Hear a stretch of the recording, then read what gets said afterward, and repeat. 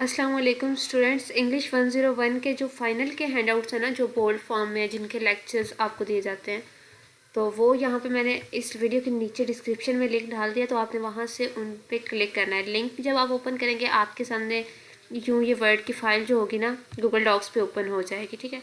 और यहाँ पे जब आप अपना फाइनल का सिलेबस स्टार्ट करेंगे ना 23 से ऑनवर्ड, तो यहाँ पे आप देखेंगे कि यहाँ पे जो भी चीज़ें लेक्चर में बोल्ड थी ना वो यहाँ पे बोल्ड हुई हुई हैं, ठीक है।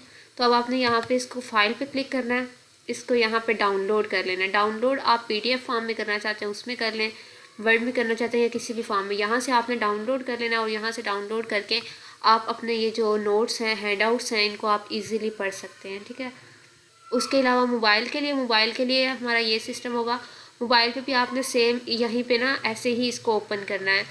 और यहाँ पे जैसे इस्लामियात के बल्कि पाक 301 के जो आपको बताए थे ना कि मोबाइल से आपने कैसे डाउनलोड करना है, वैसे ही आपने मोबाइल पे भी आपको यही ऑप्शन आ रहा होगा, आपने वहाँ पे जाके डाउनलोड कर लेना है, ठीक है।